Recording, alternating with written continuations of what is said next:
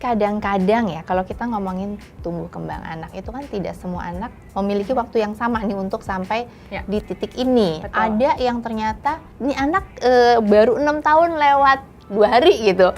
Udah bisa nih kayak begini melakukan begini. Tapi ada anak-anak yang mereka tuh lebih lambat untuk mencapai di titik tersebut. Betul. Tapi ada juga yang sebenarnya bukan lebih lambat tapi ini kayaknya ada masalah deh gitu kan.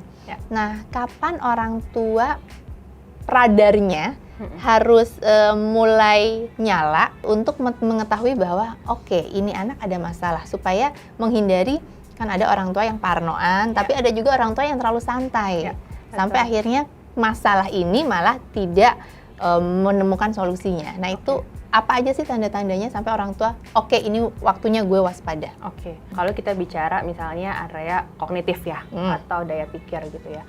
Salah satu tanda red flag kalau saya bilang ya, warning gitu untuk orang tua. Kenapa nih anakku kok kayaknya mungkin berbeda gitu ya dibanding anak seusianya. Pertama terkait pemahaman instruksi. Gitu. Jadi kalau sampai usia 6 tahun kok kayaknya anakku tuh belum bisa ya mengikuti instruksi yang kompleks tadi. Misalnya dalam satu waktu tuh ada 3 sampai 4 instruksi. Kok anakku cuma 1 instruksi aja ya gitu. Setelah itu kok dia kayak nggak paham harus ngapain gitu, ataupun lupa misalnya gitu ya. Nah ini satu nih tanda apa yang menjadi mungkin tadi ya radar orang tua untuk menyala kenapa ya anakku tuh nggak bisa paham.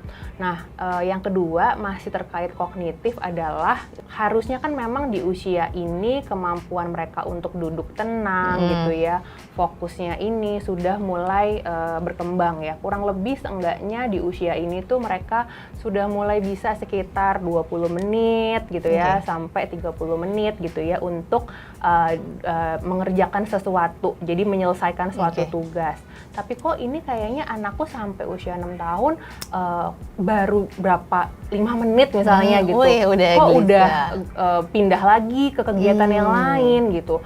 Baru 5 menit udah kemana lagi gitu ya, nggak pernah bisa selesai nih setiap tugasnya, ada apa ya gitu. Kemudian juga harusnya kan memang di usia ini sudah mulai duduk tenang. Nah ini kok juga ngikutin instruksi guru juga belum bisa gitu ya, masih dikit-dikit lari-larian di kelas, ini ada apa nih gitu ya. Ini jadi tanda, bukan artinya jadi apa yang sesuatu yang besar ya, belum tentu gitu. Ini tanda bagi orang tua untuk aware dulu nih kenapa gitu ya. Kemudian kalau bicara tentang kegiatan sehari-harinya, misalnya tadi hubungan dengan tantrum, kenapa anakku di usia 6 tahun kalau marah ini pasti ya, bukan kayak mungkin sesekali, pasti mukul. Pasti dia lempar barang, pasti dia misalnya menyerang orang lain gitu ya. Kenapa nih? Harusnya kan di usia 6 tahun tadi kemampuan bahasanya udah lebih baik, tapi kenapa masih sangat mudah terpicu emosinya gitu ya, sampai meledak gitu, ada apa gitu ya. Nah aspek berikutnya yang juga perlu diamati terkait kemandirian.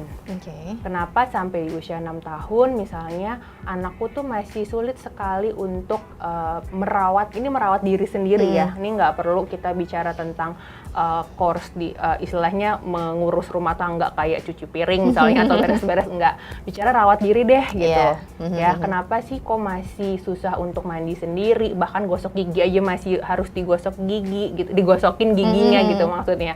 Atau misalnya yang paling juga penting, kok di usia ini toilet trainingnya belum lulus ya gitu, masih ngompol kalau siang. Tapi ada loh Mbak, sampai kasus-kasus yang sampai di usia ini tuh memang masih terjadi gitu. Makanya orang tua aware juga kan. Siang hari terutama ya. Kalau malam hari sebenarnya kita toleransi sampai 8 tahun lah. Gitu. Tapi kalau siang hari kok masih ya dia ngompol gitu ya, belum bisa beresin tadi kalau habis buang air masih belum bisa gitu. Satu tanda lagi nih Mbak terkait kapan sih orang tua harus istilahnya aware gitu ya, atau harus berhati-hati terkait tumbuh kembang anak di usia 6 tahun, yaitu terkait kemampuan interaksi dan sosialisasi anak di usia 6 tahun. Bahwa harusnya di usia 6 tahun ini mereka sudah mulai punya minat untuk bermain dengan teman-teman seumurannya gitu. Udah bisa menjalin interaksi 2 arah, ngobrol seperti layaknya orang-orang dewasa, dalam arti kayak kamu lagi main apa, kalau aku tuh lagi suka ini loh, kamu sukanya apa. Udah ada interaksi dua arah, sehingga kalau sampai 6 tahun anak belum menunjukkan ketertarikan untuk bermain bersama atau belum bisa berkomunikasi secara dua arah, ini juga menjadi tanda atau warning sign tadi ya bagi orang tua untuk mulai tanya nih, kenapa ya anakku. Nah, ini yang beberapa tanda sih yang menjadi warning sign orang tua atau red flag tadi ya. Ketika tanda-tanda itu ada, apa yang perlu dilakukan oleh orang tua? Ya. Ini terkait sama intensitasnya, frekuensinya juga gitu ya. Misalnya bicara tentang masalah, ini karena beda-beda ya Mbak, terkait tadi keluhan orang tua sebenarnya, mana yang dia belum berkembang. Ambil contoh misalnya tentang tantrum gitu ya. Kenapa anakku 6 tahun tapi kok masih setiap marah pasti masih mukul, masih menyerang gitu ya dan sebagainya. Nah, kalau memang misalnya nih frekuensi, intensitasnya orang tua masih manageable gitu ya, dalam arti orang tua tuh nggak selalu jadi kepicu pengen pukul misalnya, atau masih bisa nih nanganin, oke.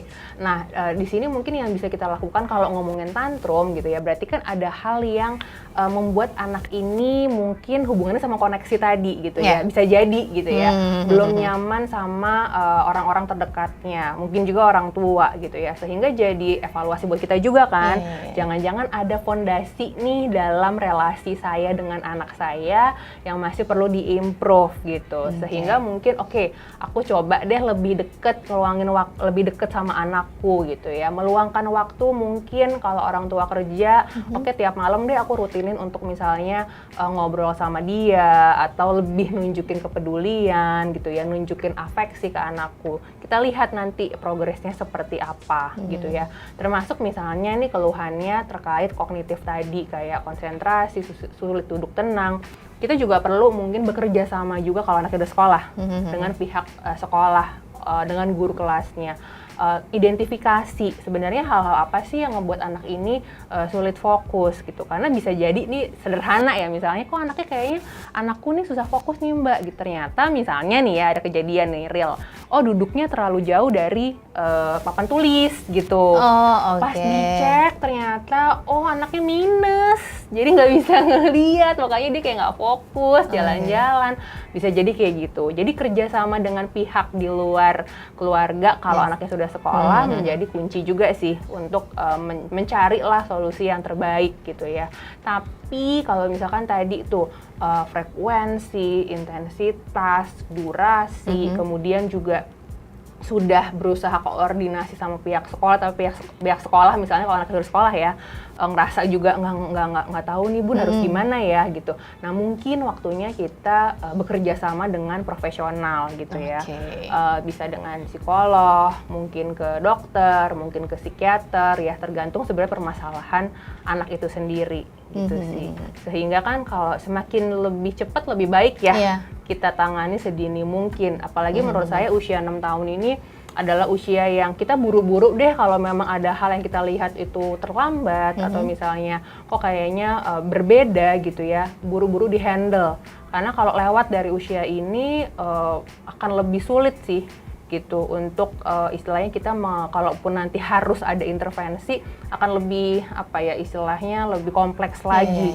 Jadi itulah, segera sedini mungkin kalau udah ada alert nggak apa-apa lah, kita kan tadi ya seperti yang Mbak Via bilang juga udahlah, maksudnya sekarang kan yang namanya stigma harusnya udah nggak ada lah gitu ya, belum tentu anak kita ke psikolog tandanya ada masalah.